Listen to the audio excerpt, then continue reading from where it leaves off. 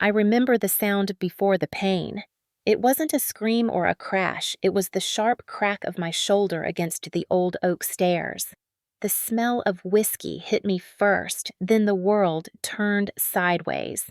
My name is Grace Monroe. I'm 32, and 3 generations of my family have lived and died on this farm in western Nebraska. I thought I was coming home to protect what was left of it.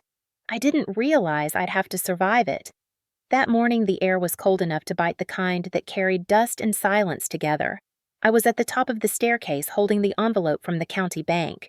They had offered me an option a refinance plan under my name. It meant keeping the land safe from foreclosure, but it also meant my father Robert would lose control of the deed he'd been obsessed with since Mom died. I said it gently, trying not to start a storm. Dad, I'm not selling the farm. The land's worth more than your debts. He was standing near the window, the light hitting his face in harsh lines. His eyes were bloodshot, a half-empty bottle on the table beside him. You think you're smarter than me, girl? He snapped. That land is mine. Your mother promised. She didn't, I said softly. She asked me to protect it. He moved closer, boots heavy on the old wood. You think a piece of paper makes you better than me? You and your city ideas always judging. His voice cracked like the floorboards. I stepped back, clutching the envelope tighter. I'm not judging, Dad. I just can't sell it. Not to those men. Those men, he repeated, his tone rising, are the only ones keeping this place afloat. You think you're saving something, you're just letting it rot. The argument wasn't new, but something in his eyes was. A fever, a cornered animal's glare. When he took one step closer, I felt my stomach drop. Dad, stop. You're drunk. You don't tell me what I am. His hand shot out, grabbing my arm hard enough to make me gasp. The papers slipped from my fingers and scattered across the floor. Let me go, I said, trying to twist away. You want to save the farm? He growled. Fine, go save it from the bottom of the stairs. Then came the shove. My feet left the ground, the world spun, and the edge of a step slammed into my ribs. The second hit was louder, the back of my skull against the floorboards. I remember the taste of iron in my mouth. My father's voice echoed from above. You fell. Grace! You hear me? You fell. His boots thudded away, the front door slamming behind him. The silence that followed was thick and alive. I tried to move, but couldn't. Through the haze, I saw something, a faint red light blinking near the hallway ceiling. The security camera Mom had installed before she died. She always said, you can't trust what people say, only what you see. I smiled through the blood, the pain folding into a cold calm. The camera had seen everything. My vision blurred, but I whispered it anyway, my voice barely a breath. You just recorded your own crime, Dad. Then the world went dark, and for the first time since Mom's funeral, I wasn't afraid of what came next. When I woke up, everything was white. The ceiling, the sheets, the sound of my heartbeat through a plastic monitor. The hospital smelled like disinfectant and fear. For a moment, I thought maybe it was a dream, but then I tried to move my left arm, and the fire in my shoulder reminded me it wasn't. My father was sitting in the chair beside the bed, hat in his hands, face carefully arranged into concern. You're awake, he said softly. Too softly. You took quite a fall. The words rolled off his tongue like a rehearsed line. I tried to sit up, pain stabbing down my spine. You pushed me. He leaned forward, shaking his head, voice calm, like a preacher soothing a sinner. No, Grace. You tripped. You've always been clumsy on those stairs. You were upset. You slipped. Don't you remember? The air in the room felt thinner. I stared at him, at the bandage on my temple, at the bruises on my ribs that matched the shape of his hands. I remember everything. He sighed, stood up, and adjusted his jacket. You've been under a lot of stress. Since your mother passed, you've had these episodes. I think you might have imagined more than you realize. Gaslighting is slow poison, and he'd perfected the dose. He placed a bouquet of lilies on the nightstand, the kind my mother used to hate. I called Sheriff Keller, he said. Told him what happened. He said he'll stop by. A few hours later, the sheriff walked in. Dean Keller had been my father's drinking buddy for decades. His uniform looked too neat for a man who'd spent his life ignoring trouble. "Grace?" He greeted polite but distant. "Heard you had a tumble." My throat went dry. "I didn't fall, Sheriff." My father pushed me down the stairs. Keller's eyes flickered toward my father, who stood quietly in the corner, hands folded like a patient saint. "That's so?" the sheriff asked. "You have any witnesses?" I hesitated. "No." "But there's a camera in the hallway." My father chuckled softly, shaking his head. "Old thing hasn't worked in years, Sheriff." Margaret set it up to watch the cats. The sheriff rubbed his chin, clearly tired. "Well, if it's broken, not much I can do. Look, Grace, I'll file a report, but maybe you two just need space. Family's complicated." He left a card on the table and walked out. My father smiled faintly, a smile that didn't reach his eyes. "See, honey? Even Dean thinks you're confused." I wanted to scream, but the pain in my ribs made every breath sharp. He leaned closer, his voice low. "You're not going to tell anyone else this story, are you? You don't want people thinking you've lost your mind." I turned away, staring at the wall. "You think I'm afraid of you." He paused. "No, Grace. You're afraid of being alone." When he left the room, fell silent again, except for the steady beeping of the heart monitor. My hands were trembling, but not from fear anymore. He thought he'd rewritten the story. He thought the camera was gone. He thought I'd stay small. But I remembered the blinking red light. I remembered my mother's voice the day she installed those cameras. "Truth doesn't shout, Grace. It waits." I closed my eyes and whispered, "Then let it wait a little longer." They discharged me 2 days later with a sling, a handful of painkillers, and a warning to rest. Rest wasn't an option. My father had already started rewriting the story in town. By the time I stopped at the pharmacy, 2 people had asked how I was after the accident. Accident. The word was everywhere on their lips, in their eyes, dripping with polite disbelief. I drove past Monroe Farms and saw the front porch light on. He was there. Of course he was. The man who nearly killed me was probably drinking coffee in the same chair he'd sat in when he planned it.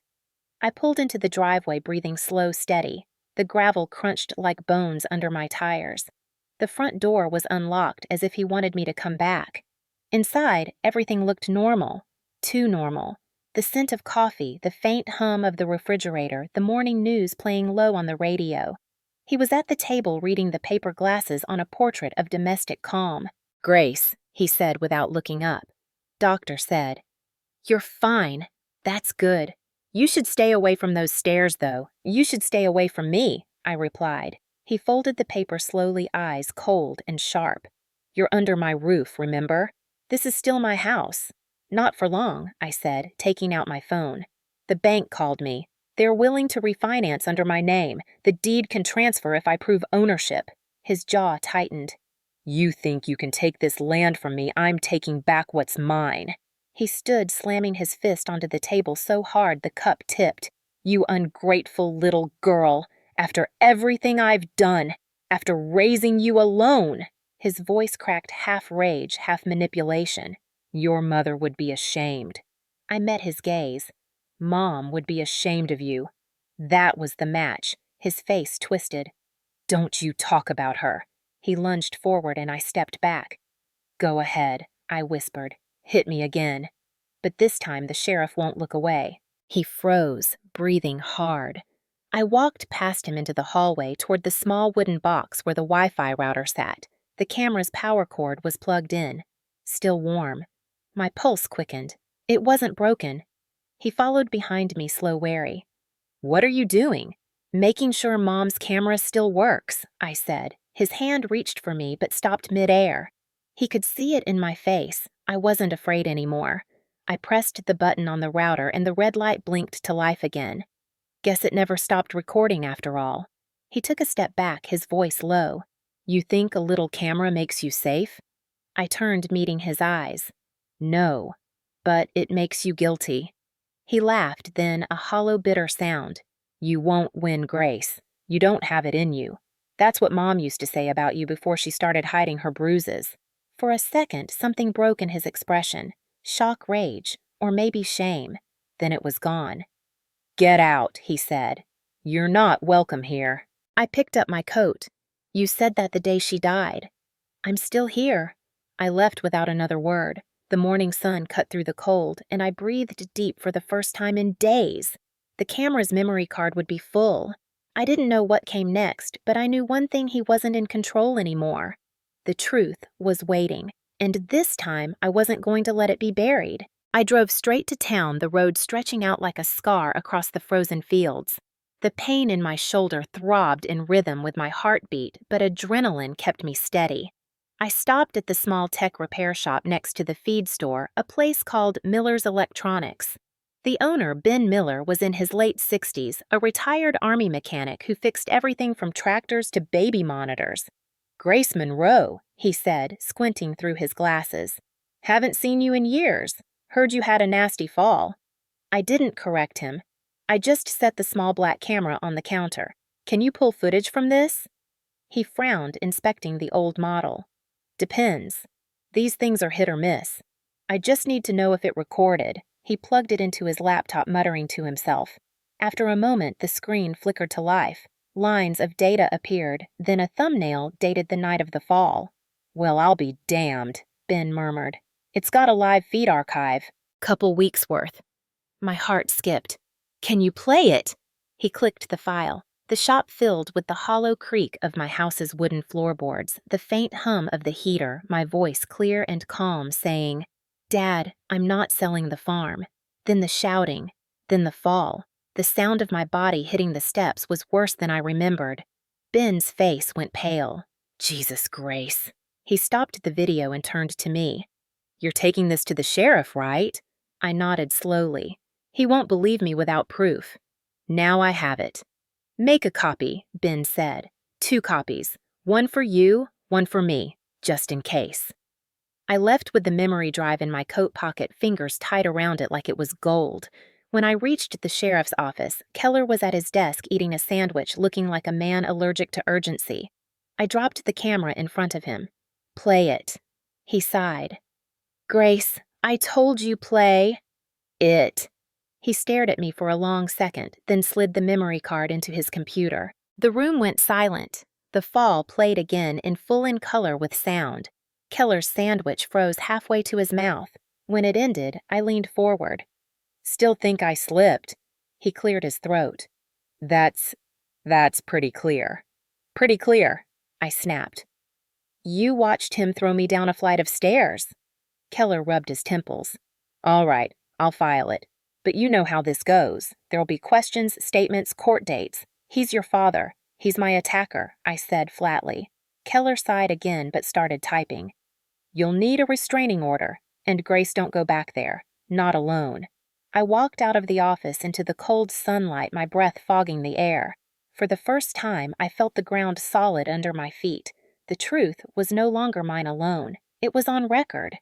But as I reached my truck, I saw him standing across the street. My father, hands in his coat pockets watching me. His face was unreadable, but his eyes were cold and certain. He knew. Somehow he knew I'd gone to the sheriff. He lifted a hand in a mock salute before turning and walking away. The chill that went through me had nothing to do with the wind. The fight wasn't over. It was just beginning. That night, the wind howled against my windows like a warning. I locked the doors, drew the curtains, and kept the lamp on even after midnight. Every sound made me flinch: the creak of the old farmhouse frame, the rattle of the pipes. When my phone buzzed, I nearly dropped it. Unknown number. I answered anyway. "Grace." His voice. Calm, steady, too quiet. "You've made a mistake." I swallowed hard. "You made the mistake, Dad." A pause, then a low laugh. "You think a video changes what people believe? This town raised me. They'll believe me over you. They'll believe what they see. And if that file disappears..." His words hung in the air like smoke. I tried to sound stronger than I felt. "Ben Miller has a copy." Another pause. Then Ben should be careful too. The line went dead. I stared at the screen, my hand trembling. My stomach turned to ice. I called Ben immediately, but it went to voicemail. I left a message, voice shaking.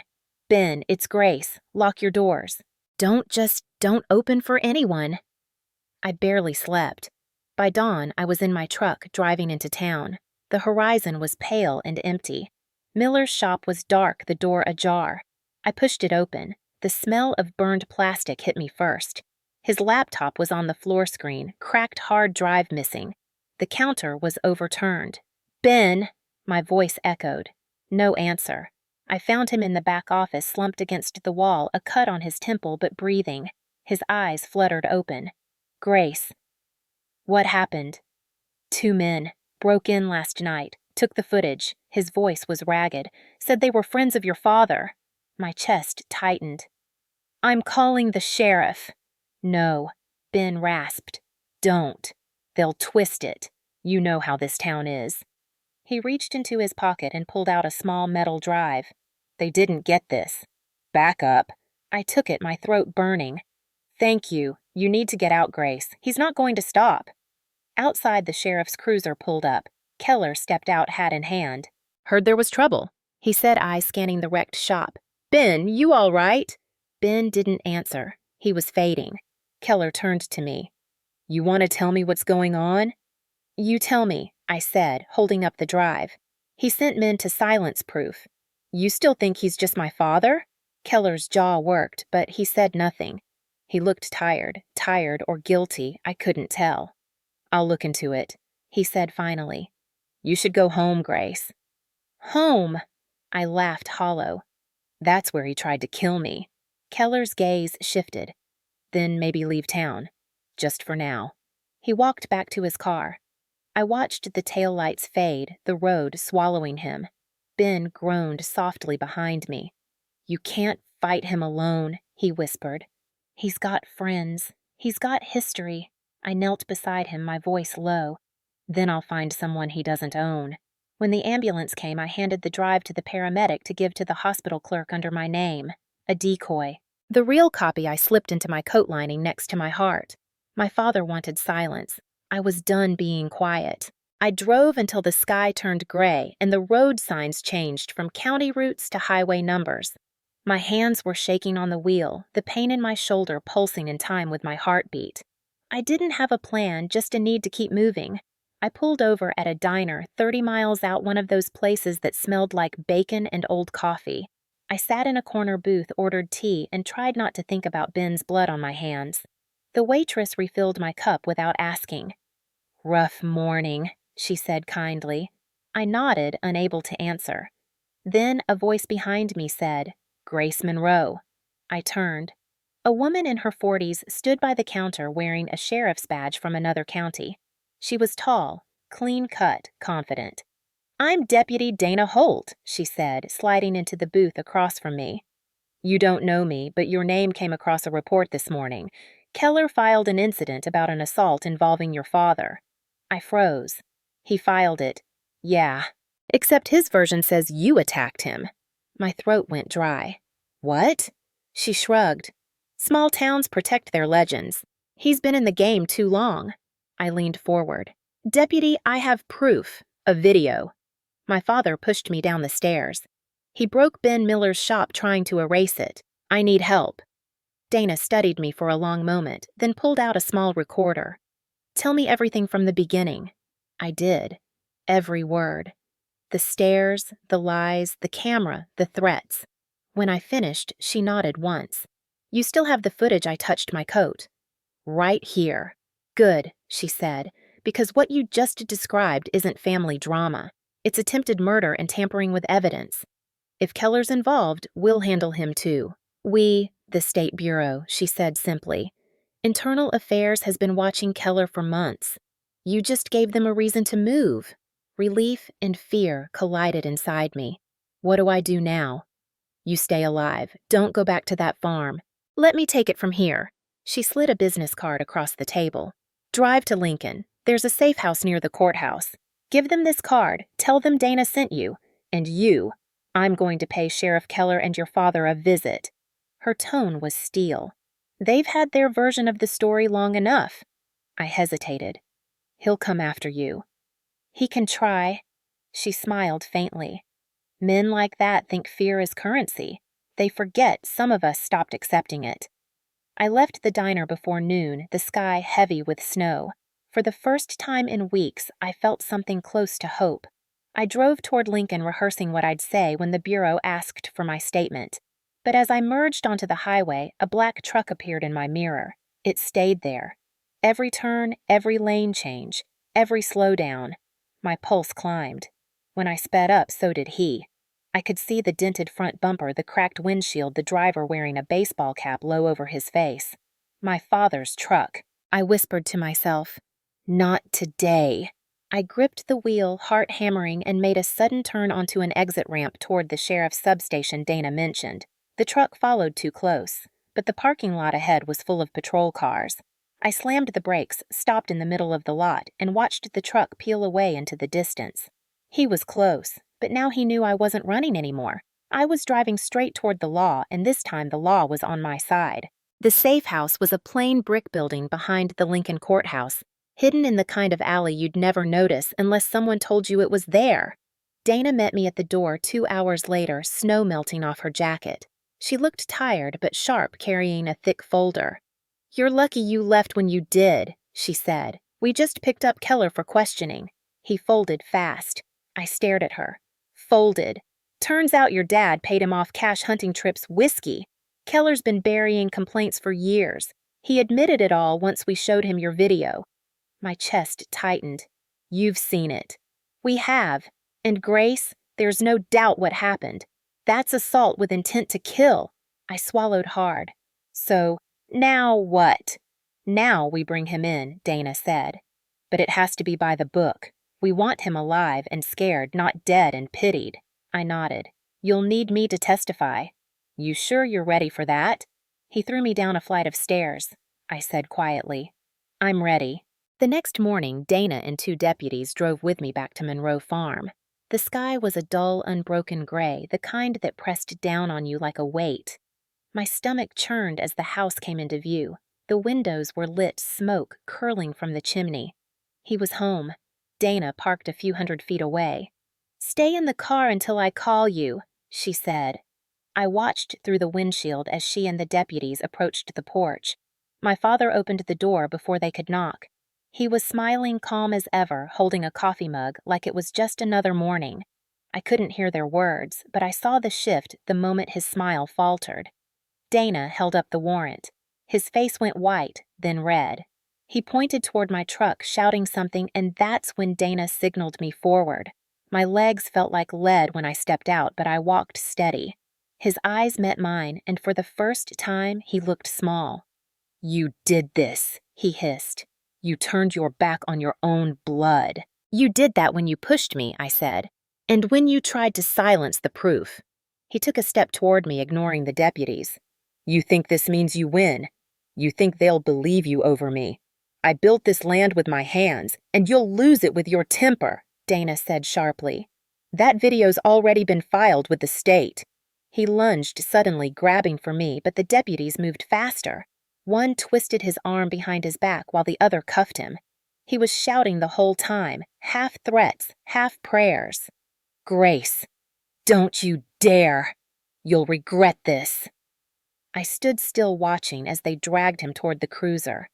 "No," I said, voice steady. I already regretted staying quiet. He stopped fighting then. The defiance drained from his eyes, replaced by something worse fear. Dana shut the car door, the locks clicking. "It's over," she said. "For now." I looked at the farmhouse, the porch, the stairs I'd bled on.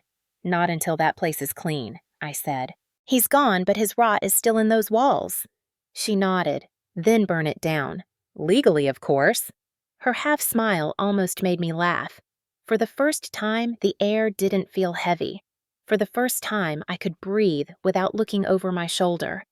But deep down, I knew my father's arrest wasn't the end. It was just the moment he finally stopped pretending he owned me. The night the storm rolled in, it felt like the sky was throwing a blanket over the world to hide what was coming, and I watched the clouds gather from the small kitchen window as if the weather itself were holding its breath. I made tea I did not drink and sat with the thick folder Dana had left me, the court papers and affidavit folded inside like a promise. And when the headlights cut across the yard, I froze, because I knew that cadence, that sound of tires on gravel, the one that had haunted my sleep since the fall. I heard the truck before I actually saw it, and then He was at the back door before I had the sense to stand, my father pushing it hard enough that it banged against the wall, his face a mask I had seen 1,000 times that practiced swagger of a man who believed the world owed him obedience. He was holding something wrapped in a jacket, the shape heavy and deliberate, and when he threw the denim aside, it glinted in the lamplight a shotgun, its barrel catching the room in cold metal light, and for a moment I was a child again. The kitchen suddenly too small. The noise of the house turned up until every creak sounded like his footstep. "You think you can take everything from me," he said, voice low and raw with a hunger. I recognized now not as grief but as entitlement, and his hands shook in a way that made the gun wobble dangerously. "Sign those papers, or I'll make sure you never walk another step on my stairs," and I remember the exact smallness of the world at that moment. The way my chest seemed to fit into the curve of the sink, the softness of the laminate beneath my palms, and how absurd it felt that a single piece of paper could be the difference between silence and a life ended in that house that had held our bones for generations. I had rehearsed every possible script in my head, but none of them accounted for the click of the trigger or the taste of pure fear, and yet, when he raised the gun, I did not collapse into the old reflex of apology or guilt. I thought of Margaret's hands in the garden of the way she had tucked a small camera behind the clock and told me that truth waits when people lie, and I thought of Ben bleeding in his shop and of Dana driving through the dark to stand at my side. And the shape of the world shifted. This was not a private terror for me to swallow so it could fester in the dark. This was evidence waiting to be shown. I kept my voice small and steady because loudness would give him a reason to pull the trigger. "Dad, please," I said, "put the gun down. We can talk about it." He laughed a wet, ugly sound like someone draining the last bottle at a wake. "Talk. You think words'll save you downstairs with the lawyer types. They'll scoop your name up like crumbs." He cocked the gun in a motion so casual it made my skin crawl. The shotgun felt like a line drawn in the air between life and death, and he expected me to back over it. Instead, I walked forward slowly because the years of being small had taught me how to move when a storm is about to break, and I spoke his name like it was a summons. "Robert," I said, "you have a choice. Put it down now." He spat on the floor and lunged, the first movement a blur of hate, and I saw the old pattern, the way his hands sought to take and not to hold. Only this time I had witnesses drawn in my mind. Dana's steady face, Keller's report, the camera's red light, the metal drive in my pocket that had been copied 3 times and sent to people who would not look the other way. The deputies moved at the sound, even before I did a shadow at the window. A breath in the hall, and the door banged open as the flash of blue cut through our house like a knife. "Drop it," someone shouted, and the world narrowed to the deputy's boots and the bright reflection of lights on chrome. He turned wild and certain, then the deputies were on him, force meeting force, twisting his arm, bringing the gun down while he screamed the old vows about pride, about what he'd built, words that fell useless and empty like dried leaves. I remember the heat of the kitchen lamp, the thump of a deputy's hand on my father's shoulder, the terrible animal sound of a man who had lost the one thing he thought defined him. When they cuffed him, he stopped fighting, not because he'd been overpowered, but because the realization that other people had seen him had struck him harder than the pain. The knowledge that the camera had been right, that his hands had done what his mouth had denied. I walked outside without thinking, the cold air like a slap, and watched them load him into the cruiser, watched him turn his face to me one last time, and in that look there was no recognition of a daughter, only the furious betrayal of a man who believed himself cheated. Sheriff Keller stood by his car with his cap in his hands, and for the first time his eyes met mine. Without the old, small-town softness, something like respect edged with sorrow.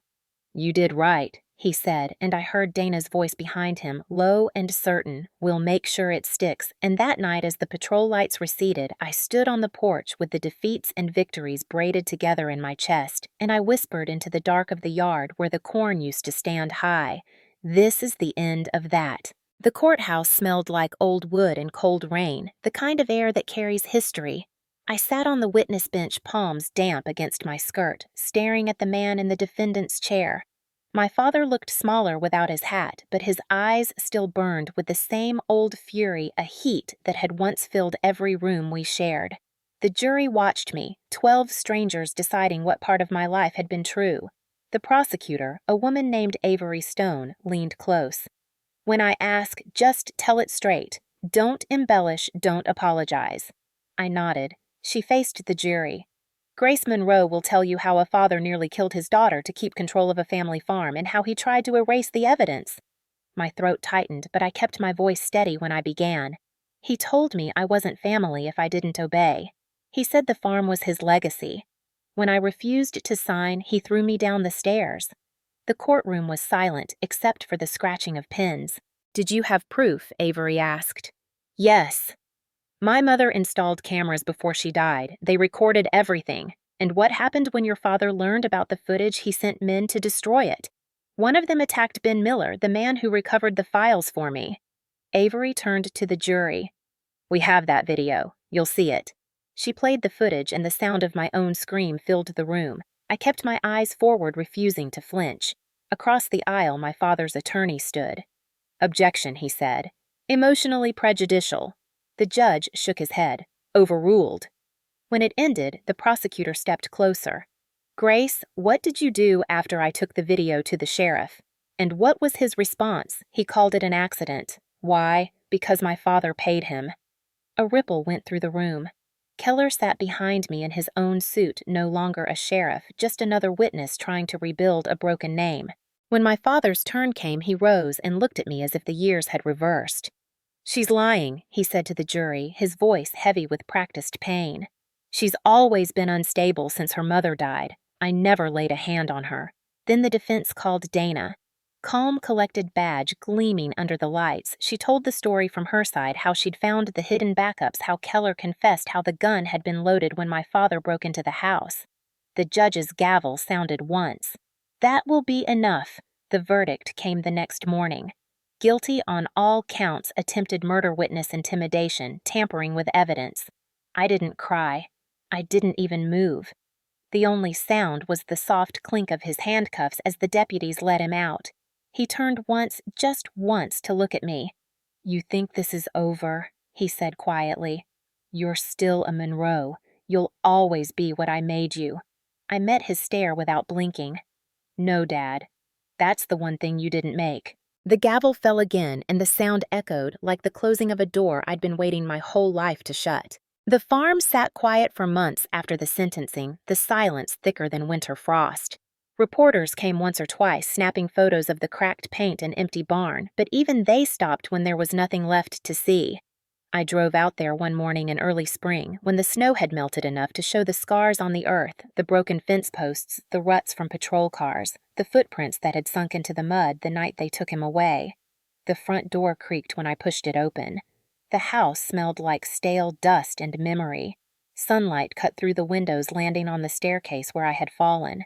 The wood was splintered near the edge, dark stains still visible if you knew where to look. I stood there for a long time, letting the ghosts have their moment. Then I took out the folder from my bag, the court papers, the deed, the title in my name, now finally clean. It felt heavier than I expected. I walked through each room, tracing the walls with my fingers, remembering how my mother used to hum while she cleaned, how the air once felt warm instead of watchful. I stopped in the kitchen. The clock above the sink was still there, the one that had hidden the camera all those years. Its red light was gone, but I could almost hear it blinking. I reached up and took it down, setting it on the table. "You did your job," I whispered. I spent the day packing what little was worth saving. The rest I left behind: the empty liquor bottles, the broken frames, the ghosts. When I walked outside, a car was parked by the gate. Dana stepped out, her uniform gone, just jeans and a flannel hair tied back. "Didn't think you'd come back here alone," she said. "Had to," I replied. "Some things you can't bury until you see them." She nodded, glancing at the house. "You know the county's offering to buy this land, historical preservation or something. You could take the money and start fresh." I looked at the fields, the horizon stretching wide and honest. "No," I said. "It's not history. It's just dirt. I'll sell it to someone who wants to grow something new." Dana smiled faintly. "Good choice." She handed me an envelope. "From Keller. his resignation. He asked me to tell you he's leaving town. Said he's sorry. I tucked it into my coat. Sorry doesn't change the stairs. No, she agreed, but it's a start. We stood there for a moment, the wind carrying the smell of thawing earth. You ever think about staying? She asked. I shook my head. No, I think I've done enough staying. When she drove off, I took one last look at the farmhouse. Then I locked the door, dropped the key into the mailbox for the real estate agent, and walked down the gravel path without looking back.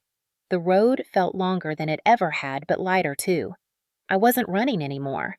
I was walking away on my own terms. When I reached my truck, I opened the glove box and took out the small metal drive Ben had given me. I held it up to the sunlight before tossing it into the passenger seat. Proof, I said softly, and peace. The wind picked up scattering dust across the hood, and for the first time, it didn't sound like warning. It sounded like release. I moved back to Omaha that summer, renting a small apartment above a flower shop downtown. The city noise felt strange at first, the sirens, the hum of traffic, the laughter from the cafe across the street, but it was a good kind of strange, the kind that meant I was somewhere alive. The first night I couldn't sleep. I kept waiting for the sound of boots on wooden floors, for the voice that always followed. But all I heard was wind and the soft clatter of pedals from the shop below. Freedom was quiet, and quiet takes time to trust. I started working again as an accountant for a local co-op. Numbers were safe. They didn't lie or twist or hit. They stayed where you put them. My coworkers didn't know my story, not at first. I was just Grace, the woman who liked her coffee black and her spreadsheets balanced. But the scars beneath my blouse reminded me that silence could be a prison too. So when a new intern joined a shy girl named Lila with nervous hands and a bruise she wouldn't talk about, I recognized the look in her eyes. One afternoon when the office emptied, I handed her a piece of paper. It had the number for a shelter and a note in my handwriting. You're not crazy and you're not alone. She didn't say anything then, but a week later, she slipped a daisy on my desk with a tiny thank you note. That was the day I stopped feeling like a survivor and started feeling like a person again. Dana called, sometimes updating me on the appeal hearings. My father's sentence held firm, 15 years without parole. He still blames everyone but himself, she said. I just nodded. I didn't need his repentance anymore. I'd built my own closure. On weekends, I drove out to a community farm outside the city where volunteers grew vegetables for shelters. The soil was dark and rich alive in a way the old farm never was. I liked the feeling of dirt under my nails, the way it anchored me. One evening as the sun set, I caught myself humming the same tune my mother used to hum when she planted tomatoes. I froze for a second, then smiled. The past was still in me, but it no longer ruled me. It was just soil now, something broken down, something new growing through it.